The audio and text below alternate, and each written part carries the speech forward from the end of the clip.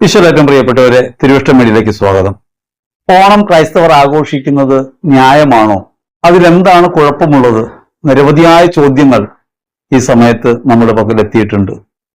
ആ ചോദ്യങ്ങൾ പുതിയ ചോദ്യങ്ങളല്ല, പഴയ ചോദ്യങ്ങളാണ്. വീണ്ടും വീണ്ടും ഓരോ ഓണക്കാലം വരുമ്പോഴും ഈ ചോദ്യം വരും. വിശ്വാസികൾ ഇപ്പോഴും യഥാർത്ഥത്തിൽ ഒരു നിലയിൽ എത്തിയിട്ടില്ല എന്നതിന്റെ അടയാളമാണ് ആ ചോദ്യങ്ങൾ. അപ്രകാരം ചഞ്ചലിപ്പുണ്ടാകാനുള്ള പ്രധാന കാരണം എന്താണ്? ഇടയ്ക്കിടയ്ക്ക് ഇത്തരം കാര്യങ്ങളെ സംബന്ധിച്ച് പ്രഘോഷണങ്ങൾ വരുന്നു. ആ പ്രഘോഷണങ്ങൾ സഭാത്മകമാണോ, സഭാപ്രബോധനമാണോ എന്നതിനെക്കുറിച്ചൊന്നും ആർക്കും ധാരണയില്ല. പറയുന്ന ആളുകൾ തങ്ങളുടെ മനോഭാവം അനുസരിച്ച് അവയെ വിശദീകരിക്കുന്നു, പഴയ നിയമത്തെ കേന്ദ്രീകരിച്ച് സംസാരിക്കുന്നു. അവയൊക്കെ സംശയങ്ങൾ ജനിപ്പിച്ചുകൊണ്ടിരിക്കുകയാണ്. നാം എന്ത് ചെയ്യുമ്പോഴും സംശയലേശമന്യേ നമുക്ക് പോകാൻ പറ്റണം. സന്നദ്ധത്തിലായിരിക്കുക എന്നത് ഒരു പ്രവൃത്തിയിലും പൂർണ്ണതയിലെത്താൻ പറ്റാത്ത അനുഭവപരമല്ലാതാക്കി തീർക്കുന്ന ഒരു കാര്യമാണെന്ന് ഓർക്കണം. കഴിക്കുന്ന ഭക്ഷണത്തെക്കുറിച്ചാണെങ്കിൽ പോലും ശങ്ക കരുത്. ഇപ്പൊ ചെയ്യുന്ന പ്രവൃത്തികളെ കുറിച്ചുള്ള വ്യക്തമായ ധാരണ ഉണ്ടാകണം എന്നതുകൊണ്ടാണ് ഈ ചോദ്യങ്ങൾക്ക് മറുപടി പറയാം എന്ന് കരുതുന്നത്. ഓണം കത്തോലിക്കർ ആഘോഷിക്കേണ്ടതുണ്ടോ, അല്ലെങ്കിൽ ആഘോഷം ശരിയാണോ എന്നതിനെക്കുറിച്ച് ആലോചിക്കുന്നതിന് മുമ്പ് എന്താണ് ഓണം എന്നതിനെ സംബന്ധിച്ച് നമുക്കൊന്ന് ചിന്തിക്കാം. ഓണത്തെക്കുറിച്ച് പല വീക്ഷണകോണുകളുണ്ട്. ഓണം ആഘോഷിക്കുന്നവർ അതിന്റെ പിന്നിൽ കണ്ടെത്തുന്ന പല പല കാര്യങ്ങളുണ്ട്. അത്തരമുള്ള മാനങ്ങളെക്കുറിച്ചുള്ള വ്യക്തമായ ധാരണ ഉണ്ടെങ്കിൽ മാത്രമേ ഇന്ന് ആഘോഷിക്കപ്പെടുന്ന ഓണം വാസ്തവത്തിൽ യഥാർത്ഥമായ മിത്തുമായി എത്രത്തോളം ബന്ധപ്പെട്ടാണ് കിടക്കുന്നതെന്ന് മനസ്സിലാവും. ഇതിഹാസങ്ങൾ, ഉപനിഷത്തുകൾ, ബ്രാഹ്മണങ്ങൾ, പുരാണങ്ങൾ, കെട്ടുകഥകൾ, ഇങ്ങനെ നിരവധിയായ കഥകളും ഉപകഥകളും ഒക്കെ ചേർന്നാണ് ഹൈന്ദവ വിഭാഗങ്ങൾ ജീവിക്കുന്നത്. ആ വിഭാഗങ്ങൾ എന്ന് പറയാൻ കാരണം ഹിന്ദു എന്നൊരു മതം യഥാർത്ഥത്തിൽ നിലവിലില്ല. ബ്രിട്ടീഷുകാരാണ് സെൻസസ് തയ്യാറാക്കുന്ന സമയത്ത് ഇപ്രകാരം ഒരു വിഭജനം നടത്തി ക്രൈസ്തവരും ഇസ്ലാം മതത്തിൽപ്പെട്ടവരും അല്ലാത്തവരെല്ലാം ഹിന്ദുക്കൾ എന്നൊരു ലേബൽ ഉണ്ടാക്കുന്നു. അപ്പൊ അതുകൊണ്ട് പലതരത്തിലുള്ള ആചാരങ്ങളും അനുഷ്ഠാനങ്ങളും വിശ്വാസ ബോധ്യങ്ങളും ഒക്കെ ഈ സമൂഹത്തിനകത്ത് നിലവിലുണ്ട്. വിശ്വാസപരമായ ഒരു ധാര അവതരിപ്പിക്കുന്നത് ബ്രാഹ്മണങ്ങളിൽ നിന്നാണ്. നാം ഇന്ന് കേൾക്കുന്ന മഹാബലി എന്ന് പറയുന്ന അസുര ചക്രവർത്തിയെ വാമനൻ ചവിട്ടിത്താഴ്ത്തി പാതാളത്തിലേക്ക് എന്ന കഥ വരുന്നത് ബ്രാഹ്മണങ്ങളിൽ നിന്നാണ്. ബ്രാഹ്മണങ്ങളിൽ അപ്രകാരം ഒരു കഥ വരാനുള്ള ഒരു ഭൗതിക സാഹചര്യത്തെക്കുറിച്ചും കൂടി നമ്മൾ ആലോചിക്കണം. ഓരോ മിത്തുകളും ഉണ്ടാകുന്നത് ഓരോ തരം കാര്യങ്ങൾ പറയാൻ വേണ്ടിയാണ്. കഥാരൂപത്തിലോ പറയുന്നു, ഒരു കാര്യം പറയണമെങ്കിൽ ഒരു കഥ പറയും. യഥാർത്ഥത്തിൽ കേരളത്തിൽ ബ്രാഹ്മണർ ആധിപത്യം നേടുകയും താഴെയുള്ള വിഭാഗങ്ങൾ, പ്രത്യേകിച്ചും കീഴാള ജനവിഭാഗങ്ങൾ, ഈ മേധാവിത്വത്തെ അംഗീകരിക്കുകയും ചെയ്യണം എന്ന ഒരു ഭാഗം ഈ കഥയുടെ പിന്നിൽ നമുക്ക് കാണാൻ പറ്റും. അസുര ചക്രവർത്തി എന്ന് പറയുന്ന അസുരന്മാരായിട്ട് കണ്ടിരുന്നത് കീഴാള ജനതയാണ്. ഇതൊരു വീക്ഷണകോണാണ് കേട്ടോ. ഇത് സമ്പൂർണമായി ഇതാണ് ശരി എന്ന് പറയാവുന്ന ഒന്നും ഒരു മിത്തിലില്ല. അപ്പൊ അവിടെ ബ്രാഹ്മണർക്ക് മേധാവിത്വമുണ്ട്, ഭൂമിയുടെ അവകാശികൾ അവരാണ് എന്ന് പറയാൻ വേണ്ടി ഒരു കഥ അവതരിക്കുകയാണ്. ആ വീക്ഷണകോണിൽ നിന്ന് നോക്കിയാൽ ഈ കീഴാള ജനതയെ കണക്കാക്കുന്ന അസുരന്മാരായിട്ടാണ്. അങ്ങനെ അസുരന്മാരുടെ ചക്രവർത്തി നല്ല രീതിയിൽ ഭരണം നടത്തിയിരുന്നു. അന്ന് എല്ലാവരും ഒരുപോലെയായിരുന്നു, ക്ഷേമ ഐശ്വര്യങ്ങൾ നിലനിന്നിരുന്നു എന്നാണ് ഈ കഥയിൽ പറയുന്നത്. ഇത് പറയുമ്പോൾ ഓർക്കണം, ഈ പറയുന്ന മിത്ത് പ്രചരിക്കുന്ന കാലത്ത് കേരളം എന്നൊന്നില്ല. കേരളം ഈ പറയുന്ന മിത്തുകളുമായി ബന്ധപ്പെട്ട സമയത്തിനൊക്കെ ഒത്തിരി ശേഷമാണ് കേരളം എന്ന സംസ്ഥാനം ഉണ്ടാകുന്നത്. അതിനു മുമ്പ് 3 നാടുകളായിരുന്നു. തിരുവിതാംകൂറും കൊച്ചിയും മലബാറും ഒക്കെ വ്യത്യസ്തങ്ങളായ രാജ്യങ്ങളായി നിലനിന്നിരുന്നു. അങ്ങനെ ഒരു സാഹചര്യമൊക്കെ കണക്കിലെടുത്തിട്ട് വേണം, ചരിത്രപരമായ ഒരു കാര്യമല്ല ഇതെന്ന ബോധ്യത്തോടെ വേണം ഇത് കേൾക്കാൻ. അപ്പോ ബ്രാഹ്മണർക്ക് അധികാരമുണ്ടെന്ന് കാണിക്കാൻ അസുര രാജാവായ ചക്രവർത്തിയെ പാതാളത്തിലേക്ക് തള്ളിത്താഴ്ത്തുന്നു എന്നാണ് ഇതിലെ ഒരു കഥ. അത് ഈ ബ്രാഹ്മണാധിപത്യത്തിന്റെ ഒരു സ്വഭാവം അതിനകത്തുണ്ട്. ഇനി അതിന് പറയാവുന്ന ഭൗതികമല്ലാത്ത ധാർമ്മികമായ ചിന്തകളിൽ നിന്ന് പറയാവുന്ന ഒരു കാര്യം, പ്രചരിച്ച ഒരു കാര്യം, മഹാബലി അസുര ചക്രവർത്തിയാണ്. 3 തരം നന്മകളാണുള്ളത്: ദൈവിക നന്മകൾ, മാനുഷിക നന്മകൾ, പൈശാചിക നന്മകൾ. നന്മകളിലും അങ്ങനെ അവാന്തര വിഭാഗങ്ങളുണ്ട്. ദുഷ്ടനായ ഒരാളെ, എല്ലാവർക്കും ദ്രോഹിയായ ഒരാളെ കൊല്ലുമ്പോൾ അത് പ്രത്യക്ഷത്തിലൊരു നന്മയായിട്ട് തോന്നും, പക്ഷെ അതും ഒരു തിന്മയാണ്.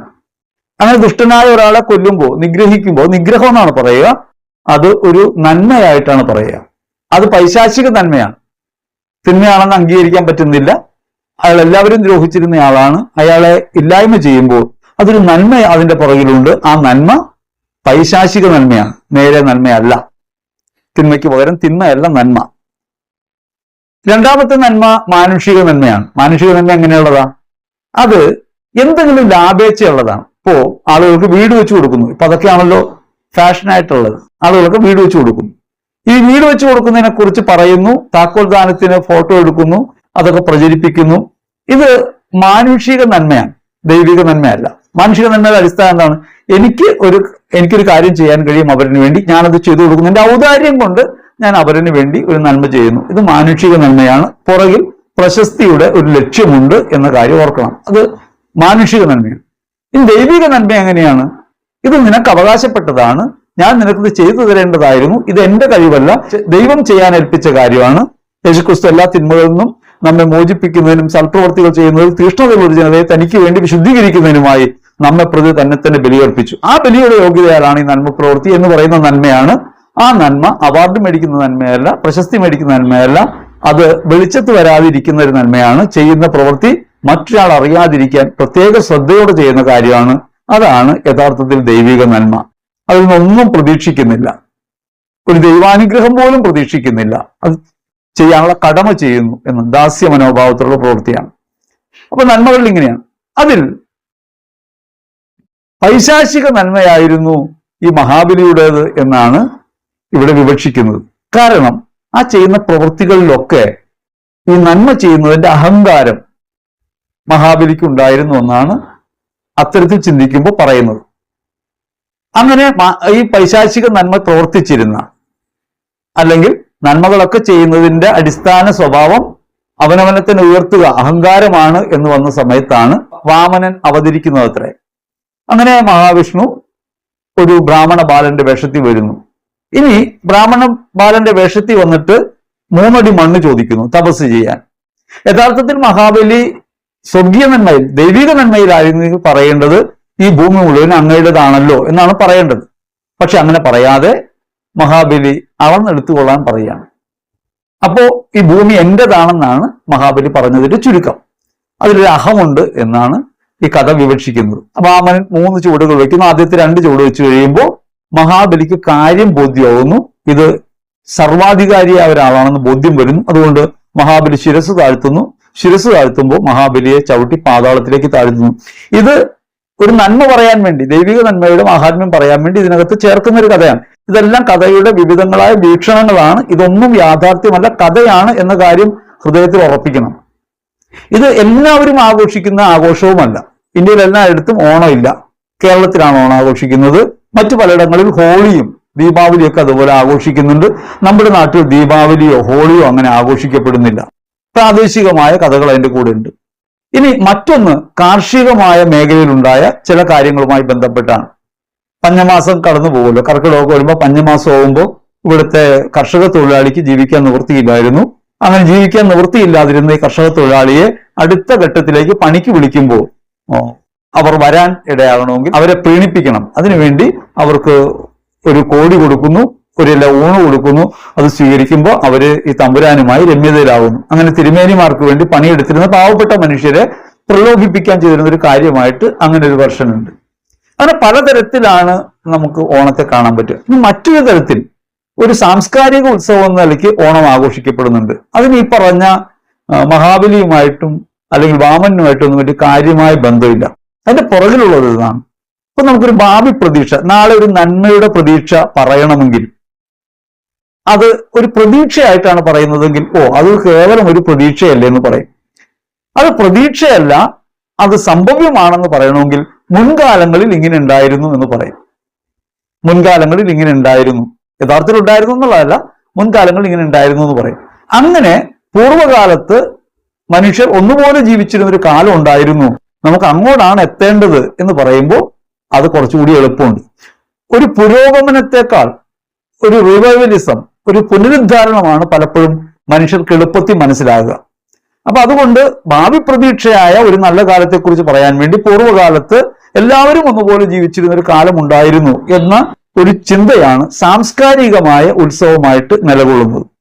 ഓണത്തിൽ നമ്മൾ കാണാവുന്ന ഒരു പ്രധാനപ്പെട്ട കാര്യം, അതിനകത്ത് വിശ്വാസബോധ്യവുമായി എത്രത്തോളം ആഴപ്പെട്ട ഒരു ചിന്ത കൊണ്ടാണ് ഇത് ആഘോഷിക്കുന്നത് എന്നത് ചിന്തിക്കേണ്ട കാര്യമാണ്. ഹൈന്ദവ സഹോദരങ്ങൾ എന്ന് പറയുന്ന പല വിഭാഗങ്ങളിൽപ്പെട്ട ജാതിയാണല്ലോ ഹിന്ദു മതത്തിലുള്ളത്. ഹിന്ദു മതമെന്ന് പറയാവുന്ന ഒരു മതമില്ല, വിവിധ ജാതികളാണ്.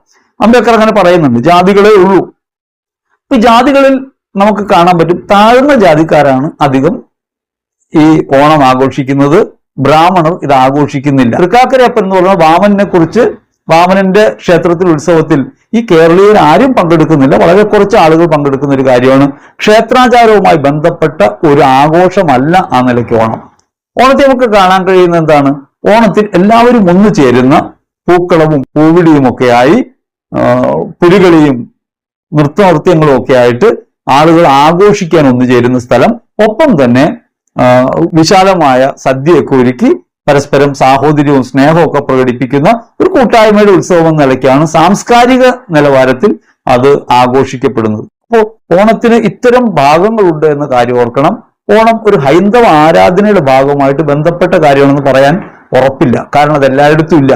ഹിന്ദുക്കൾ ഇന്ത്യയിൽ എല്ലായിടത്തും ഉണ്ട്, പക്ഷെ എല്ലായിടത്തും ഇതില്ല. നമ്മൾക്കൊരു കാര്യം മനസ്സിലാവും. നമ്മൾ ഈ ആഘോഷങ്ങളെ നമുക്ക് മൂന്നായിട്ട് തിരിക്കാം. ആഘോഷങ്ങൾ, വ്യക്തിപരമായ ആഘോഷങ്ങളുണ്ട്. വ്യക്തിപരമായ ആഘോഷങ്ങൾ എന്ന് വെച്ചാൽ അതിൽ പ്രധാനപ്പെട്ടത് ബർത്ത്ഡേയോ വിവാഹ വാർഷികമോ ഒക്കെ ആഘോഷിക്കുന്നു. അത് വ്യക്തിപരമായ ആഘോഷങ്ങളാണ്. ഇതിൽ മറ്റുള്ളവർക്ക് വലിയ കാര്യമൊന്നുമില്ല, എല്ലാവരും ആശംസയൊക്കെ അയക്കും, പങ്കെടുക്കാവുന്നവരൊക്കെ പങ്കെടുത്തേക്കാം, ഒരു സമ്മാനം കൊടുത്തേക്കാം. പക്ഷെ ആഘോഷിക്കുന്നത് ആ വ്യക്തി കേന്ദ്രീകൃതമായിട്ടാണ്, അയാൾക്കാണ് പ്രധാനപ്പെട്ട ആഘോഷം. ഇനി കുടുംബപരമായ ആഘോഷങ്ങൾ ഉണ്ടാകും, എന്തെങ്കിലും അനുസ്മരണങ്ങളോ വീട്ടിലെ കാര്യങ്ങളൊക്കെ കൂട്ടായ്മയുടെ ആഘോഷങ്ങളൊക്കെ ആയിട്ട് നടക്കാം. അതെല്ലാം കുടുംബത്തിലും വ്യക്തിതലത്തിലും ഒതുങ്ങി നിൽക്കുന്നവയാണ്. രണ്ടാമത്തത് സാമൂഹ്യമായ ആഘോഷങ്ങളാണ്. സാമൂഹ്യമായ ആഘോഷങ്ങളിൽ നിരവധിയായ ആഘോഷങ്ങൾ നമുക്ക് കാണാൻ പറ്റും.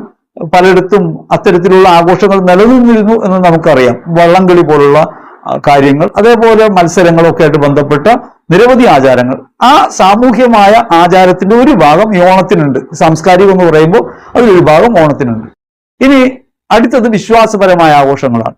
വിശ്വാസപരമായ ആഘോഷങ്ങളും കെട്ടിയടയ്ക്കപ്പെട്ട ഒന്നല്ല. വിശ്വാസപരമായ ആഘോഷങ്ങളിൽ ഇപ്പോൾ ക്രിസ്മസും ഈസ്റ്ററും നമ്മൾ ആഘോഷിക്കുന്നു.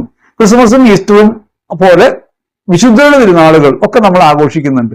അതിൽ ഏറ്റവും പ്രധാനപ്പെട്ട രണ്ട് ആഘോഷങ്ങൾ, വിശ്വാസപരമായ ആഘോഷങ്ങൾ ക്രിസ്മസും ഈസ്റ്ററുമാണ്. ഈസ്റ്റർ അങ്ങനെ പൊതുവിൽ ആഘോഷിക്കപ്പെടുന്ന ഒരു കാര്യമല്ല. വിശ്വാസത്തെ കേന്ദ്രീകരിച്ച് മാത്രമുള്ള ആളുകളാണ് പ്രധാനമായിട്ട് അത് ആഘോഷിക്കുക. പക്ഷെ ക്രിസ്മസ് അങ്ങനെയല്ല. ക്രിസ്മസ് എല്ലാവരും ആഘോഷിക്കുന്നു. ആഘോഷിക്കുന്നു എന്ന് വെച്ചാൽ അതിന്റെ സാമൂഹ്യപരമായ ആഘോഷങ്ങൾ എല്ലാവരും പങ്കുചേരുന്നു. നക്ഷത്രം തൂക്കുന്നുണ്ട്, വിളക്കുകൾ തൂക്കുന്നുണ്ട്, കേക്കുകൾ മുറിക്കുന്നുണ്ട്, പരസ്പരം കേക്കുകൾ സമ്മാനിക്കുന്നുണ്ട്, പുതിയ വസ്ത്രം ധരിക്കുന്നുണ്ട്. ഇതെല്ലാവരും ഏകദേശം ഒരേപോലെ തന്നെ ആഘോഷിച്ചു വരും. എന്നാൽ ഈസ്റ്റർ അങ്ങനെ ആഘോഷിക്കാൻ കഴിയുന്നില്ല. ഇസ്ലാമിൽ നമുക്കറിയാം ബക്രീദും റംസാനും ഒക്കെ അവർ മാത്രം ആഘോഷിക്കുന്ന ബലിപ്പെരുന്നാളുകളൊക്കെയാണ്. അപ്പൊ അത് മറ്റുള്ളവർ ആഘോഷിക്കുന്നില്ല. കാരണം അത് വിശ്വാസപരമായി മാത്രം നിലനിൽക്കുന്ന ആഘോഷങ്ങളാണ്. പ്രാദേശികമായി ചില ഇടങ്ങളിലൊക്കെ അതിൽ മറ്റുള്ളവർ പങ്കുചേരാറുണ്ടെന്നല്ലാതെ നേരിട്ട് ആഘോഷിക്കാവുന്ന കാര്യമല്ല. ഇനി ഹൈന്ദവരുടെ ഇടയിൽ നിരവധിയായ ആഘോഷങ്ങൾ, വിഷു അടക്കമുള്ള ആഘോഷങ്ങളുണ്ട്. അവയൊന്നും ക്രിസ്ത്യാനികൾ ആഘോഷിക്കുകയോ ഇസ്ലാം മതത്തിൽപ്പെട്ടവർ ആഘോഷിക്കുകയോ ചെയ്യുന്നില്ല. ആശംസകളൊക്കെ അറിയിക്കും, ഫേസ്ബുക്കിലോ വാട്സപ്പിലോ ഒക്കെ ചിത്രങ്ങളൊക്കെ പങ്കുവയ്ക്കും എന്നല്ലാതെ അതിനകത്ത് പങ്കുചേരുന്ന ഒരു പതിവില്ല. ക്ഷേത്രാചാരങ്ങളുമായി ബന്ധപ്പെട്ട ക്ഷേത്രത്തിൽ ഉത്സവങ്ങളിൽ മറ്റു മതസ്ഥർ വ്യാപകമായിട്ടൊന്നും പങ്കെടുക്കാറില്ല. അവരതിനൊക്കെ അനുകൂലം ചെയ്യും, സംഭാവന കൊടുക്കും, ചിലപ്പോ വീടൊക്കെ മോടിയാക്കും. ഞങ്ങളുടെ നാട്ടിൽ ഒരു വെടിക്കെട്ട് വരുമ്പോൾ അവിടെ എല്ലാ വീടുകളും പെയിന്റ് അടിക്കുകയും ഭംഗിയാക്കുകയൊക്കെ ചെയ്യും. ഒത്തിരി ആളുകളൊക്കെ വരുന്നതാണ്. ആ നാടിന്റെ ഒരു പ്രത്യേകത. ആ ആഘോഷത്തിന്റെ പുറം ഭാഗത്ത് മാത്രം പങ്കെടുക്കും. ആരാധനയൊന്നും പങ്കെടുക്കുന്നില്ല, പുറത്ത് ഭാഗങ്ങളിൽ പങ്കെടുക്കും. അപ്പൊ അതുകൊണ്ട് ക്രിസ്മസ് ആഘോഷിക്കുമ്പോഴും നമ്മൾ എല്ലാവരും ആഘോഷിക്കുന്നുണ്ട്, ലോകം മുഴുവൻ ആഘോഷിക്കുന്നുണ്ട്. ആ ആഘോഷിക്കുന്നത് അതിന്റെ വർണ്ണാഭമായ ഒരു ഭാഗം മാത്രം, അല്ലെങ്കിൽ അതിലൂടെയുള്ള സാമൂഹ്യമായ ആഘോഷങ്ങൾ മാത്രം എല്ലാവരും ആഘോഷിക്കും. അതിന് ആരാധനക്രമമായ ആഘോഷങ്ങളിൽ ആരും പങ്കെടുക്കുന്നില്ല. ക്രിസ്മസിന്റെ ആഘോഷം യഥാർത്ഥത്തിൽ പിറവി തിരുനാളിന്റെ കുർബാനയാണ് കേന്ദ്രം. പക്ഷെ അതിലേക്ക് എല്ലാവരും വരുന്നില്ല, നോമ്പ് ആരും എടുക്കുന്നില്ല, ആചാരങ്ങളിൽ പങ്കെടുക്കുന്നില്ല. ഇതേപോലെ തന്നെ ഹൈന്ദവ ക്ഷേത്രങ്ങളിൽ ഉത്സവങ്ങളിൽ നേരിട്ട് നമ്മൾ പങ്കെടുക്കുന്നില്ല, മറ്റ് ആചാരങ്ങളിലും പങ്കെടുക്കുന്നില്ല. ഓണത്തിനാണെങ്കിലും അതിന്റെ ക്ഷേത്രാരാധനയോ അല്ലെങ്കിൽ അതുമായി ബന്ധപ്പെട്ട വിശ്വാസ ഐതിഹ്യങ്ങളിലോ ഒന്നും നമ്മൾ പങ്കെടുക്കുന്നില്ല. പങ്കെടുക്കുന്നത് സ്വാഭാവികമായും അതിന്റെ ബാഹ്യമായ മാർഗങ്ങളിൽ മാത്രമാണ് എന്ന് കാണാം. ന്യായീകരിക്കാൻ വേണ്ടിയോ അല്ലെങ്കിൽ ഇതാണ് ശരിയെന്ന് പറയാൻ വേണ്ടിയോ പറയല്ല. ഇതൊക്കെ നമുക്ക് കാണാവുന്ന കാര്യങ്ങളാണ്. അപ്പൊ അതുകൊണ്ട് പല മതങ്ങൾ, പല വിശ്വാസങ്ങൾ ഒരുമിച്ച് ജീവിക്കുന്ന ഒരു നാട്ടിൽ ഇത്തരം ആഘോഷങ്ങളുടെ ബാഹ്യമായ കാര്യങ്ങൾ സാമൂഹ്യ ആചാരങ്ങളായി പിന്നീട് മാറിയിട്ടുണ്ട്. അങ്ങനെയാണ് ഓണം കേരളീയരുടെ ദേശീയ ഉത്സവം എന്ന നിലയ്ക്ക് ഉയർന്നു വരുന്നത്. അവിടെ ഒരു മതപരമായ ചടങ്ങോ മതപരമായ ആരാധനയോ ഈ ഉത്സവത്തിന്റെ ആഘോഷത്തിനകത്തേക്ക് ആരും ചേർക്കുന്നില്ല. അതല്ലെങ്കിൽ അത്തരം ഒരു ആഘോഷം കാണാറില്ല. എൻ്റെ ഒരു അനുഭവത്തിൽ ആരും അന്ന് ക്ഷേത്രത്തിൽ പോകുന്നതോ ഒന്നും ഞാൻ കണ്ടിട്ടില്ല. എപ്പോഴും കാണുന്ന എന്താണ്, ഓണത്തിന് പൂ പറിക്കാൻ പോകും, പൂക്കളം വിടും, ഓണത്തപ്പനെ വെക്കും. ആ ഐതിഹ്യത്തിലേക്ക് ഒന്നും പോകാതെ അവര് മാവേലിയെ വരവേൽക്കും.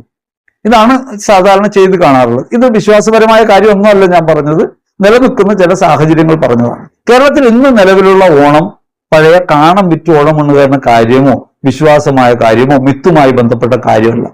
ഇവിടെ സംഭവിച്ചുകൊണ്ടിരിക്കുന്നത് എല്ലാവരും, എല്ലാ സ്ഥാപനങ്ങളിലും എല്ലാവരും പരസ്പരം സ്നേഹവും സന്തോഷവും പങ്കുവെക്കുന്ന ഒരു വേദിയായിട്ട് മാത്രമാണ് ഓണം ആഘോഷിക്കപ്പെടുന്നത്. അങ്ങനെ ഓണം ആഘോഷിക്കുമ്പോൾ ഓഫീസുകളിലും വിദ്യാലയങ്ങളിലും ഒക്കെ ഓണാഘോഷങ്ങൾ നടക്കുന്നു.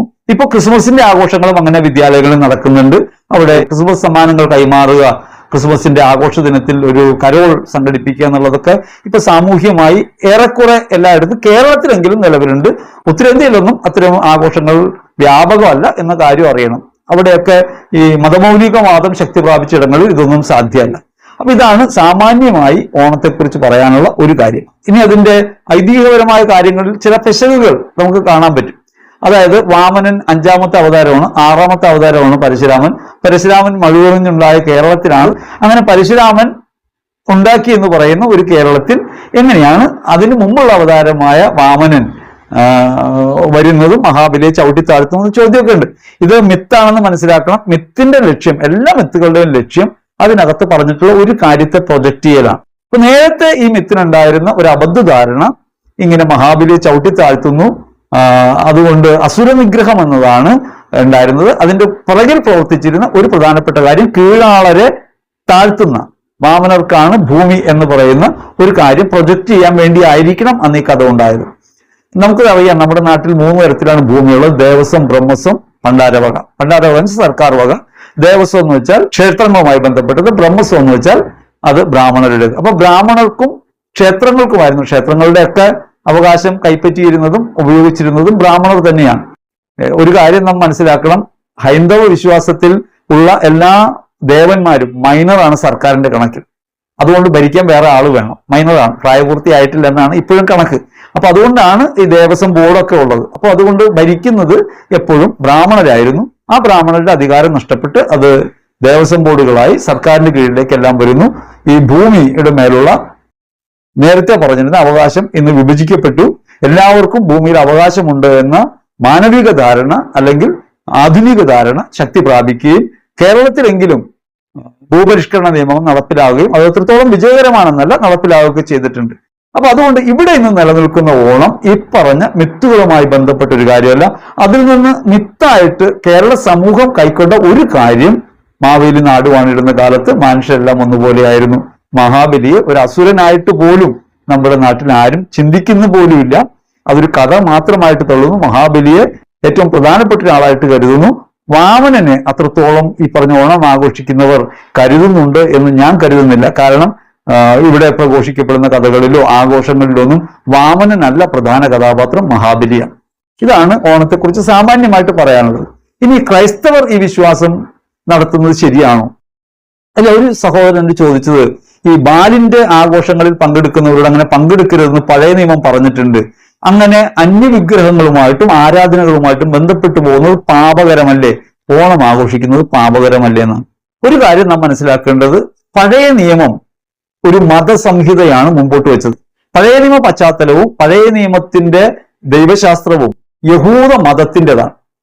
പഴയ നിയമത്തെ നമ്മൾ സ്വീകരിക്കുന്നത് പുതിയ നിയമത്തെ ഉറപ്പിക്കാൻ മാത്രമാണ്.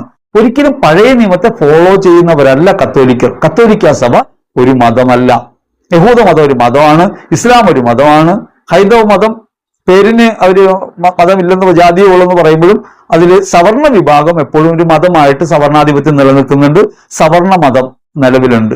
ഈ ചാതുർവർണ്ണിയൊക്കെ അനുഷ്ഠിക്കുന്ന മതവിഭാഗം ഇന്ത്യയിലുണ്ട്. യഥാർത്ഥത്തിൽ ക്രൈസ്തവർ, കത്തോലിക്കർ ഒരു മതവിഭാഗമല്ല. യഹൂദ മതത്തിന്റെ ദുരാചാരങ്ങളെ തകർത്ത് ധാർമ്മിക വ്യവസ്ഥ പുനഃസ്ഥാപിക്കുന്ന ഒരു പ്രവൃത്തിയായിട്ട് വേണം ക്രിസ്തുവിന്റെ പ്രവർത്തനങ്ങൾ നമുക്ക് കാണാൻ. അതുകൊണ്ടാണ് അവിടെ നിന്ന് യഹൂദ മതത്തെ നവീകരിക്കുക എന്ന പ്രവൃത്തിയിലേക്കല്ല പോയത്, തന്നിൽ വിശ്വസിക്കുന്നവരെ ചേർത്ത് ശിഷ്യത്വത്തിലേക്ക് കൊണ്ടുവന്ന് ഒരു സഭ സ്ഥാപിക്കുകയാണ്. അങ്ങനെ മതം എന്ന് പറയുന്ന ആധിപത്യ സ്വഭാവത്തെ, പൗരോഹിത്യാധിപത്തെ എന്നേക്കുമായി ഇല്ലാതാക്കുകയാണ് യഥാർത്ഥത്തിൽ ക്രിസ്തു ചെയ്തത്. അതുകൊണ്ടാണ് കത്തോലിക്ക സഭയിലെ പൗരോഹിത്യം മറ്റു മത പൗരോഹിത്യങ്ങളിൽ വ്യത്യസ്തമായിരിക്കുന്നതും സഭ ഈ ലോകത്ത് എല്ലാവരോടും ചേരാവുന്ന, എല്ലാവർക്കും വേണ്ടി തുറവിയുള്ള സാർവത്രിക മാനമുള്ള ഒന്നായി നിലനിൽക്കുന്നതും. സഭയെക്കുറിച്ചുള്ള ഒരു സംഭാഷണം നമുക്ക് വേറെ നടത്താം, ഇപ്പൊ എല്ലാം കൂടി പറയാൻ നേരമില്ലാത്തതുകൊണ്ടാണ് നമ്മൾ ഇതിലേക്ക് തന്നെ പോകുന്നത്. അപ്പൊ അതുകൊണ്ട് പഴയ നിയമം പറയുന്നതനുസരിച്ചല്ല നമ്മൾ കാര്യങ്ങൾ കാണേണ്ടത്. നമ്മളിപ്പോ കത്തോലിക്ക സഭയിലുള്ളവർ, ക്രൈസ്തവർ ഓണം ആഘോഷിക്കുന്നത് ശരിയല്ല എന്ന് പറയുന്നത് പോലെ തന്നെ ഓണത്തെക്കുറിച്ച് തന്നെ ഇപ്പോ ഹൈന്ദവ വിഭാഗങ്ങൾക്കിടയിൽ ചില പ്രത്യേകമായ പരാമർശങ്ങൾ ഉയർന്നു വന്നിട്ടുണ്ട്. ഒരിടയ്ക്ക് ഇത് വാമനന്റെ ഉത്സവം, വാമന ജയന്തിയാണ് ആഘോഷിക്കേണ്ടതെന്ന നിലയ്ക്ക് ഒരു പ്രസ്താവവും ചർച്ചയൊക്കെ ഉണ്ടായി. പക്ഷെ അതൊന്നും സമൂഹം ഏറ്റെടുത്തതായിട്ട് കണ്ടില്ല. ഇപ്പോ തൃക്കാക്കരയിലാണ് വാമനന്റെ ക്ഷേത്രമുള്ളത്, അതുകൊണ്ട് തൃക്കാക്കരയപ്പനാണ് പ്രധാനപ്പെട്ടത് എന്ന് കേരളത്തിലെ ഹൈന്ദവ വിഭാഗങ്ങൾ പോലും കരുതുന്നുവെന്ന് നമുക്ക് പറയാനാവില്ല. കാരണം ഇവിടെ ആഘോഷിക്കുന്നതിനകത്ത് ഈ വിശ്വാസപരമായ, ആരാധനാക്രമപരമായ ഒന്നും അതിനകത്തില്ല. സംഭവിക്കുന്നത് അവർ ഈ ആഘോഷങ്ങൾ, ബാഹ്യമായ ആഘോഷങ്ങൾ നടത്തുന്നു, ഈ സൗഹൃദങ്ങൾ പങ്കിടുന്നു, പൂക്കളമിടുന്നു. അതിനകത്തൊക്കെ നമുക്ക് അവരുടെ ആചാരവുമായി ബന്ധപ്പെട്ട് എന്തെങ്കിലും കാണാൻ സാധ്യമല്ല. കാരണം നേരത്തെയൊക്കെ പറയുമായിരുന്നു ഓരോ നാടിന് ഓരോ തരത്തിലൊക്കെ ആയിരുന്നു ഇട്ടിരുന്നത്. ഇന്ന് പൂക്കളം ഇടുന്നതിന് സ്വാഭാവികമായി നല്ല ചിത്രം വരച്ചിടുക എന്ന നിലയിലേക്കൊക്കെ മാറിയിട്ടുണ്ട്. പൊതുവിൽ അതൊരു വിശ്വാസ ആഘോഷത്തിന്റെ ഭാഗമായിട്ടല്ല ഇപ്പോൾ ഉള്ളത്, ഒരു സാമൂഹ്യ ആഘോഷത്തിന്റെ ഭാഗമായിട്ടാണ്. ചിലപ്പോഴൊക്കെ ആളുകൾ തെറ്റിദ്ധരിക്കുന്നത് ഓണം ഒരു വിശ്വാസ ആഘോഷമായിട്ടാണ് നിലനിൽക്കുന്നതെന്ന നിലയ്ക്കാണ്. ഈസ്റ്ററോ ക്രിസ്മസോ റംസാനോ ബക്രീദോ ആഘോഷിക്കുന്നത് പോലെ വിശ്വാസ സംബന്ധമായ ഒരു മൂലതത്വത്തിന്റെ ആഘോഷമോ ഒരു വിശ്വാസത്തിന്റെ ആകെയുള്ള അന്തസ്സത്തെയോ അടങ്ങിയ ഒന്നല്ല ഓണാഘോഷം. ഞാൻ നേരത്തെ പറഞ്ഞല്ലോ, ഓണം കേരളത്തിലേ ഉള്ളൂ.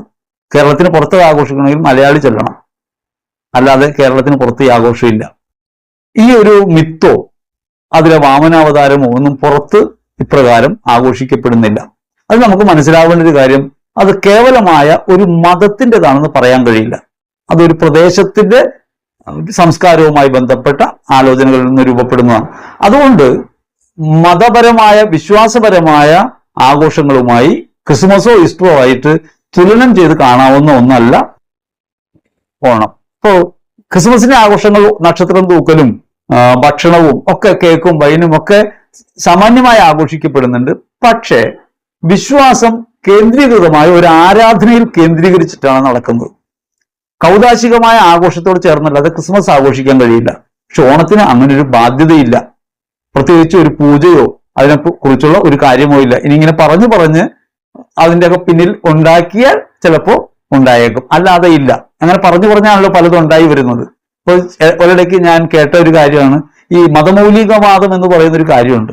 അതുമായി ബന്ധപ്പെട്ട് കേട്ടതാണ്, ക്രിസ്ത്യാനികളൊക്കെ കേക്ക് മുറിക്കുന്നു, നമ്മൾ കേക്കല്ല മുറിക്കേണ്ടത് എന്ന് പറഞ്ഞ് ഒരു സഹോദരി ഒരു ലേഖനം എഴുതി ഞാൻ വായിക്കാനിടയായി.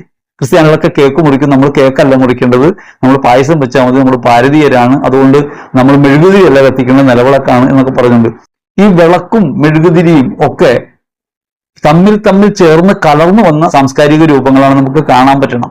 ഒന്നും തനതായിട്ടില്ല. ഇപ്പൊ കേരളീയർ സദ്യ ഒരുക്കുന്നുണ്ടല്ലോ, ആ സദ്യയിൽ കേരളീയർക്ക് എന്ത് വിഭവമുള്ളത്? അതിനകത്ത് ഒന്നുമില്ല. ചോറ് പോർച്ചുഗലാണ്, ഇവിടെയുള്ളതല്ല. അതിനകത്ത് വിളമ്പുന്ന കറികളൊന്നും ഇവിടെയുള്ളതല്ല, എല്ലാം ഓരോ സ്ഥലത്തു നിന്ന് വന്നുകൂടിയവയാണ്. ബിരിയാണി ഇവിടെ ഉള്ളതല്ല, എല്ലാം പുറത്തുനിന്ന് വന്ന ഭക്ഷണങ്ങളാണ്. തേങ്ങ ശ്രീലങ്കയിൽ നിന്ന് വന്നതാണ്. ഇതൊന്നും ഇവിടുത്തെ അല്ല, എല്ലാം സംസ്കാര കൂടിക്കലർപ്പാണ്. ഒരു സാംസ്കാരിക തനിമയില്ല. ചായ നമ്മുടെ അല്ല. നമ്മളിങ്ങനെയൊക്കെ ആലോചിക്കുമ്പോൾ ഒരു കാര്യം ഇവിടെ ആലോചിക്കണം, ഇവിടെ എന്താണ് ഈ കീഴാള ജനതയ്ക്ക് ഉണ്ടായിരുന്നെന്ന് അറിയാമോ? ഓന്ത്, ആമ, എലി, പിന്നെ ചാമയരി ഒക്കെ കഴിച്ച് ജീവിച്ചിരുന്ന ആളുകളാണ്. കാട്ടിലെ കിഴങ്ങൊക്കെ പറിച്ച് തിന്ന് ജീവിച്ചിരുന്ന ആളുകളാണ്. ഇവിടെ അടിച്ചമർത്തപ്പെട്ടവരായിരുന്ന ആളുകളാണ്. അപ്പോൾ ഈ ആഘോഷം എന്ന് പറയുന്നതിൽ ഇത്ര പ്രാധാന്യം ഭക്ഷണത്തിന് പോലും വരാൻ കാരണം ഒരു പക്ഷേ തങ്ങൾക്കൊരിക്കലും ലഭിക്കാൻ കഴിയാത്ത, അന്യമായി പോകുന്ന ഒരു ആഘോഷം എന്ന നിലയ്ക്കാണ്. അതുകൊണ്ട് നമ്മുടെ സാംസ്കാരിക തനിമ എന്നൊക്കെ നമ്മൾ പറയുമ്പോൾ ഇതൊന്നും ഉണ്ടായിട്ട് അധികം കാലമായിട്ടില്ല എന്ന് കൂടി നമ്മൾ തിരിച്ചറിയണം. പൗരാണികം എന്നൊക്കെ പറയുന്ന ഈ ആചാരം ബലം പിടുത്തമൊക്കെ ഉണ്ടല്ലോ, അതിന്റെയൊക്കെ അർത്ഥമില്ലായ്മ കൂടി നമ്മൾ തിരിച്ചറിയണം. അതുകൊണ്ട് ഒരു ആചാരവും അതായിട്ട് നിലനിൽക്കില്ല, അതിങ്ങനെ പരിഷ്കരിക്കപ്പെട്ടുകൊണ്ടേയിരിക്കും. സഭ ചെന്നിടത്തൊക്കെ സഭ അതത് സ്ഥലങ്ങളിലെ ആചാരങ്ങളും ആഘോഷങ്ങളും ഒക്കെ സ്വീകരിച്ചിട്ടുണ്ട്. ഇപ്പോ അജയ സൂര്യദേവന്റെ തിരുനാളാണ് ക്രിസ്മസ്, നമുക്കറിയാവുന്ന കാര്യമാണ്. ഇങ്ങനെയെല്ലാം സ്വീകരിച്ചിട്ടുണ്ട്. അങ്ങനെ സ്വീകരിക്കുന്നതിന്റെ പ്രത്യേകത സഭ ഒരു തുറവിലൂടെയാണ്. പ്രത്യേകിച്ച് രണ്ടാം വത്തിക്കാൻ കൗൺസിലിന് ശേഷമുള്ള സഭയുടെ ജീവിത രീതി ആരെയും തള്ളിമാറ്റുന്നതല്ല. ഇതര മതങ്ങളെയൊക്കെ മാനിച്ചുകൊണ്ടും സംസ്കാരങ്ങളെ മാനിച്ചുകൊണ്ടും സാംസ്കാരിക അനുരൂപണത്തിൽ വേരൂന്നിയ ഒരു കാര്യമാണ്. അതിനെക്കുറിച്ച് ഞാൻ വേറെ പറയാം. അപ്പോ നമ്മൾ കണ്ടു, ഇവിടെ കേരളത്തിൽ ഇങ്ങനെ ആഘോഷങ്ങൾ വരുമ്പോൾ പറയുന്നത് പഴയ നിയമത്തെയാണ്. ക്രൈസ്തവർ ഇത് ആഘോഷിക്കരുത് എന്ന് പറയാൻ വേണ്ടി പറയുന്നത് പഴയ നിയമത്തെയാണ്. നമ്മൾ എന്തുകൊണ്ടാണ് ഇപ്പോഴും പഴയ നിയമത്തിൽ കടിച്ചു തൂങ്ങുന്നത്? പഴയ നിയമത്തിൽ പറഞ്ഞ നിയമങ്ങളെ പൂർത്തീകരിക്കാനായി ക്രിസ്തു വരികയും യഹൂദന്റെ ഈ പഴയ നിയമ സങ്കല്പങ്ങളെ മാറ്റി പുതിയതൊന്ന്, രക്ഷയുടെ സന്ദേശം ക്രിസ്തു നൽകുകയും ചെയ്തു. യേശുവിൽ രക്ഷ പൂർത്തിയാവുകയും ചെയ്തു. അങ്ങനെ യേശുവിലായിരിക്കുന്ന നമ്മൾ പഴയ നിയമത്തെ എപ്പോഴും ഇങ്ങനെ പോയി പിടിക്കുന്നത് എന്തുകൊണ്ടാണ്? അത് നമ്മൾ വ്യക്തമായി ചിന്തിക്കേണ്ട ഒരു കാര്യമാണ്.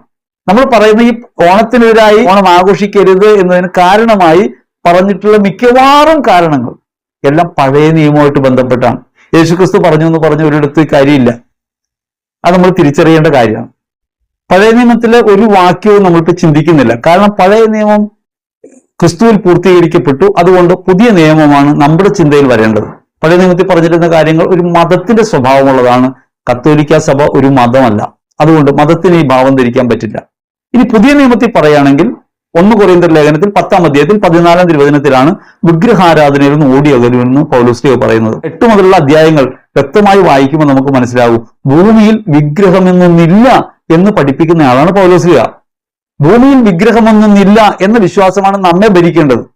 അതുകൊണ്ട് മറ്റുള്ളവർ അറിവില്ലായ്മ മൂലം ചെയ്യുന്ന പ്രവൃത്തികളെ നാം അനുകരിക്കേണ്ടതില്ല, ആ ആചാരങ്ങളിൽ പങ്കെടുക്കേണ്ടതില്ല, ആരാധനകളിൽ പങ്കെടുക്കേണ്ടതില്ല. പക്ഷെ അതേസമയം നമ്മൾ തിരിച്ചറിയേണ്ട ഒരു കാര്യം, നമ്മൾ സത്യമറിയുന്നവരാണ്. നമ്മൾ എവിടെ ആയിരിക്കുമ്പോഴും വിഗ്രഹാരാധനയിലല്ല, ക്രിസ്തുവിനെ തിരിച്ചറിഞ്ഞവരാണ്, ആത്മാവിൽ ജീവിക്കുന്നവരാണ്. നമ്മെ സംബന്ധിച്ച് ഇതര മതങ്ങളുടെ ആരാധന ആഘോഷങ്ങളെ നാം എതിർക്കുന്നില്ല. പക്ഷേ നാം തിരിച്ചറിയുന്നു, സത്യമറിയുന്നുകൊണ്ട് ഈ ആരാധനകളിലേക്ക് നമ്മൾ പോകാറില്ല. നേരത്തെ പറഞ്ഞല്ലോ, ഓണത്തിന് ആരാധനാപരമായ ഒരു കാര്യവുമില്ല എന്നുള്ളത് നമ്മൾ ചിന്തിക്കണം. ഇനി കുറച്ചു നാൾ മുമ്പ് വരെ നമ്മൾ ഓണാഘോഷത്തിൽ പങ്കുചേർന്നിരുന്നു. ഓണാഘോഷത്തിൽ പങ്കുചേരുന്നതിൽ തെറ്റുണ്ടോ എന്ന് ചോദിച്ചാൽ ഒരു തെറ്റുമില്ല. അതിനകത്ത് സാംസ്കാരികമായ കാര്യമേ ഉള്ളൂ, ആരാധനാപരമായ ഒരു കാര്യത്തിൽ നമുക്ക് പങ്കില്ല. നമ്മൾ നേരത്തെ ഇത് പങ്കെടുത്തിരുന്നു. നമ്മൾ പങ്കെടുത്തിരുന്നത് എങ്ങനെയാണ്? എന്റെയൊക്കെ ചെറുപ്പകാലത്ത് എന്റെ ഓർമ്മയിൽ എല്ലാവരും ഒന്നു ചേർന്ന് ജീവിക്കുന്ന ഒരു സമൂഹമാണല്ലോ. അപ്പൊ നമ്മളെ തൊട്ടടുത്ത വീട്ടിൽ സദ്യക്ക് വിളിക്കും. നമ്മൾ അവിടെ പോയി സദ്യ ഉണ്ണും. നമ്മുടെ വീട്ടിൽ ക്രിസ്മസും ഈസ്റ്ററും വരുമ്പോൾ അവരെ വിളിക്കും, അവർ നമ്മുടെ വീട്ടിൽ വന്ന് ഭക്ഷണം കഴിക്കും. സാമൂഹ്യമായ ബന്ധത്തിൽ കഴിഞ്ഞു പോന്നിരുന്ന ഇടമാണ് നമ്മുടെ നാട്. സഭ എപ്പോഴും എല്ലാവരോടും കൂടെ ആയിരിക്കാനാണ്. അവരുടെ ആരാധനകളിൽ പങ്കെടുക്കില്ല, വിഗ്രഹാരാധനയുമായിട്ട് ബന്ധമില്ല, വിശ്വാസവുമായിട്ട് ബന്ധമില്ല. നമ്മൾ നമ്മുടെ വിശ്വാസത്തിലാണ് ജീവിക്കുന്നത്. അതേസമയം സ്നേഹം എന്ന ഒരു കാര്യത്തിലും സാഹോദര്യം എന്നൊരു ബന്ധത്തിലും നമ്മൾ എല്ലാവരുമായി കൈകോർക്കുന്ന സ്വഭാവമാണ് നമ്മിലുണ്ടായിരുന്നത്. ഇപ്പോൾ സംഭവിക്കുന്ന ഒരു പിഴവ് എന്താണെന്ന് വെച്ചാൽ, നമ്മൾ ഈ ആഘോഷങ്ങൾ അങ്ങ് ഏറ്റെടുത്തു. നമ്മൾ ഏറ്റെടുത്തു വെച്ചാൽ വ്യക്തികളല്ല, ദേവാലയങ്ങളിൽ പൂക്കളമിടുന്നു. ദേവാലയങ്ങളിൽ പൂക്കളമിടുന്നത് ദേവാലയത്തിന് പരിശുദ്ധി നഷ്ടപ്പെടുന്ന നിലയ്ക്കൊന്നുമല്ല ഞാൻ പറയണേ. ഇനി മാവേലിനെ വിളിച്ചുകൊണ്ട് വരും, ചെകുത്താനാണ് മാവേലിനെ വിളിച്ചുകൊണ്ട് വരും, ആ അർത്ഥത്തിലൊന്നുമല്ല. അതിലൊന്നൊരു കാര്യം കഴമ്പുള്ള കാര്യമല്ല. പക്ഷെ ഈ പൂക്കളം ഇടുന്നു, ഇങ്ങനെ ആഘോഷിക്കുന്നു എന്നതൊക്കെ ദേവാലയത്തിലേക്ക് കൊണ്ടുവരുന്നതിന്റെ കാര്യം എന്താണ്? നമുക്ക് യഥാർത്ഥത്തിൽ ഈ ആഘോഷത്തിൽ പങ്കുചേരാൻ കഴിയുന്നത് അവരുടെ ആഘോഷത്തിൽ അവരോടുള്ള സ്നേഹത്തിൽ വർത്തിക്കുകയും അവരോടൊത്ത് പങ്കുചേരുകയും ചെയ്യുന്നുള്ളതാണ്. അതിന് പകരം ഈ ആഘോഷങ്ങൾ നമ്മുടേതാക്കി മാറ്റുന്നത് ഒരു സാംസ്കാരിക അനുരൂപണമല്ല. നിങ്ങൾ ആലോചിച്ച് നോക്കിയ ഓണക്കുർബാന, ലിറ്റർജിക്കലായിട്ട് അങ്ങനെ ഒരു മാസില്ലല്ലോ. സഭയുടെ ലിറ്റർജി അനുസരിച്ചല്ലാതെ, ആരാധനാക്രമം അനുസരിച്ചല്ലാതെ കുർബാന അർപ്പിക്കാൻ കഴിയില്ല. അങ്ങനെയാണെങ്കിൽ സഭയ്ക്കകത്ത് എന്തുകൊണ്ട് ഇത്തരത്തിലുള്ള ആഘോഷങ്ങൾ നടക്കുന്നു? ഓണക്കുർബാന, കന്യാസ്ത്രീകളുടെ തിരുവാതിരകളി, നമ്മുടെ ചെറുപ്പക്കാരുടെ തന്നെ മത്സരങ്ങളൊക്കെ, വടംവലി മത്സരമൊക്കെ പള്ളിക്കകത്ത് വയ്ക്കുന്നു. എന്തിനാണ് സാമൂഹ്യമായി നടക്കുന്ന ഒരു ആഘോഷത്തെ നമ്മുടെ ആരാധനാ കേന്ദ്രങ്ങളുമായി ബന്ധപ്പെടുത്തിയും നമ്മുടെ വിശ്വാസത്തിന്റെ പ്രവൃത്തികളുമായിട്ട് ഇഴചേർത്തും നമ്മൾ ഇപ്പോ കൈകാര്യം ചെയ്യുന്നത് എന്തിനെന്നാണ് ചോദ്യം. ആ നിലയ്ക്ക് ആ ചെയ്യുന്നത് അർത്ഥശൂന്യമാണ് എന്ന് നിസ്സംശയം പറയാം. അങ്ങനെ ചെയ്യേണ്ടതില്ല. അങ്ങനെ ചെയ്യുന്നതിൽ അർത്ഥമില്ല. ആരാധനയൊന്നും നടത്തുന്നില്ല. എന്നിരുന്നാലും നമ്മൾ അത് ചെയ്യേണ്ട കാര്യമില്ല. നിങ്ങളൊരു കാര്യം ആലോചിച്ച്, നമ്മൾ ഈസ്റ്റർ ആഘോഷിക്കുമ്പോൾ നമുക്ക് ആളുകൾ സന്ദേശങ്ങൾ അയക്കും. ഈസ്റ്റർ ആഘോഷിക്കുന്നു, ഹാപ്പി ഈസ്റ്റർ. നമ്മൾ ഒരു ഹൈന്ദവ സമുദായത്തിലെ സഹോദരനോ അതല്ലെങ്കിൽ ഇസ്ലാം മതത്തിലെ ഒരു സഹോദരനോ നമ്മൾ ഹാപ്പി ഈസ്റ്റർ അയക്കുന്നത് അർത്ഥശൂന്യമല്ലേ? അവരാഘോഷിക്കുന്നു, അവരുടെ ആഘോഷത്തിന് അവരെ സഹായിക്കുക, സാഹോദര്യം പുലർത്തുക, നല്ല കാര്യമാണ്. ഓണത്തിന് പൂക്കളം ഇടുന്നു. പൂക്കളം ഇടുന്നതിന് അത്രയും നന്മയുണ്ട്. നന്മ എന്താന്ന് വെച്ചാൽ അതിൽ ഐതിഹ്യങ്ങളൊന്നും അല്ല പ്രധാന പ്രശ്നം. ഈ പൂക്കളം ഇടണമെങ്കിൽ ഒറ്റയ്ക്ക് ഇടാൻ കഴിയില്ല. സഹോദരത്വമില്ലാതെ ഒരു പൂക്കളം ഇടാൻ കഴിയില്ല. സഹോദരങ്ങൾ തമ്മിൽ എത്ര അകന്നു കഴിയുന്നവരും ആ സമയത്ത് ഒന്നിച്ചു ചേരുന്നു. അതൊരു നന്മയുടെ കാര്യമാണ്. സമൂഹത്തിലുള്ളവർ പരസ്പരം ഒന്നിച്ചു ചേരുന്നു, നല്ല കാര്യമാണ്. അപ്പൊ നമുക്ക് അതിൽ ഭാഗഭാഗിത്വം ഉണ്ടാകാം. എങ്ങനെയാണ്? അവരുടെ ആഘോഷത്തിൽ അവർ നമ്മെ ക്ഷണിക്കുമ്പോൾ അവരുടെ ഭക്ഷണം കഴിക്കുക, അവരുടെ സന്തോഷങ്ങളിൽ പങ്കുചേരുക എന്നുള്ളത് നല്ല കാര്യമാണ്. അത് തെറ്റായ കാര്യമല്ല. അതിൽ ഈ പറഞ്ഞ ഓണം നമുക്ക് സാംസ്കാരികം എന്ന നിലയ്ക്ക് ആഘോഷിക്കാവുന്ന കാര്യമാണ്. അതേസമയം നമ്മൾ ദേവാലയത്തിലേക്ക് ചുരുക്കിക്കൊണ്ടിരിക്കുകയും ഓണ കുർബാന നടത്തുകയും കന്യാസ്ത്രീമാരും അല്ലാത്തവരും ഓണത്തിന്റെ ആഘോഷമായി നൃത്തനൃത്യങ്ങൾ അവതരിപ്പിക്കുകയും നമ്മുടെ സമൂഹത്തിന്റെ ആഘോഷമാക്കി അതിനെ മാറ്റാനും ശ്രമിക്കുന്നത് ശരിയായ കാര്യമല്ല. ഓണാഘോഷത്തിന് ആശംസ നേരുന്നത് പരസ്പരമാണ്. അത് ജാതി മത വ്യത്യാസങ്ങളൊന്നുമില്ലാതെയാണ്. നമുക്ക് ആ ആഘോഷങ്ങളിൽ പങ്കുചേരുന്നതിന്റെ ഭാഗമായിട്ടല്ല ഓണം ആശംസിക്കുന്നു, അങ്ങോട്ടും ഇങ്ങോട്ടും ഒക്കെ ആശംസിക്കുന്നു. ഇതൊന്നും അർത്ഥം അറിഞ്ഞിട്ടോ വലിയ കാര്യഗൗരവത്തോടെ ഒരു ആരാധന മനോഭാവത്തോടെ ചെയ്യുന്ന കാര്യമല്ല. ഒരു ഫ്രണ്ട്ഷിപ്പിന്റെ ഒരു സൗഹൃദത്തിന്റെ ഒക്കെ പേരിൽ ചെയ്യുന്ന കാര്യങ്ങളാണ്. അതിൽ അപകടകരമായ എന്തെങ്കിലും തിന്മ ഒളിഞ്ഞിരിപ്പുണ്ട്, അതിലൂടെ വിഗ്രഹാരാധന കടന്നു വരും, അങ്ങനെ വിശ്വാസത്തെ തകർക്കും എന്നൊക്കെ പറയുന്നത് അബദ്ധമാണ്. നമ്മൾ പഴയ അടച്ചുപൂട്ടിയ യഹൂദ മതമല്ലെന്നും തുറവിയുള്ള ക്രൈസ്തവ സമൂഹമാണെന്നും എല്ലാവരുമുള്ള സാഹോദര്യത്തിലാണ് സഭ വിശ്വസിക്കുന്നതെന്നും സഭയ്ക്ക് പുറത്ത് പിശാച് മാത്രമേ ഉള്ളൂ എന്നും സഭയുടെ യഥാർത്ഥ ബോധ്യങ്ങളിലേക്ക് നമുക്ക് വരാൻ പറ്റണം. 1956 ഉദയംപേരൂർ സൂനഹദോസിൽ ഈ ആഘോഷങ്ങളെ വിലക്കിയിട്ടുണ്ടെന്ന് പറയുമ്പോൾ അതിനുശേഷം എത്രയോ സൂനഹദോസുകൾ നടന്നു. ജെറുസലേം സൂനഹദോസ് ഇത്തരം ആഘോഷങ്ങളിലൊക്കെ പങ്കുചേരുന്നതിന് വിലക്കുകളൊക്കെ നീക്കി എല്ലാവരോടും ഒന്നു ചേരുന്നതാണ് യാഥാർത്ഥ്യം എന്നും വിശാലമായ സഭയുടെ സ്വഭാവമൊക്കെ അതിനുശേഷം വെളിപ്പെട്ടു. രണ്ടാം വത്തിക്കാൻ കൗൺസിലോടുകൂടി ഇതര മതങ്ങളുമായുള്ള സംവാദങ്ങളിലേക്ക് ഏർപ്പെടാനും എല്ലാ മതങ്ങളുടെയും മൂല്യങ്ങളിലുള്ള ധാർമ്മിക മൂല്യങ്ങളിലുള്ള കാര്യങ്ങളെ കുറിച്ച് ചിന്തിക്കാനൊക്കെ തുടങ്ങി. ഇത് മാനവ പുരോഗതിയുടെ ഭാഗമായിട്ട് കാണണം.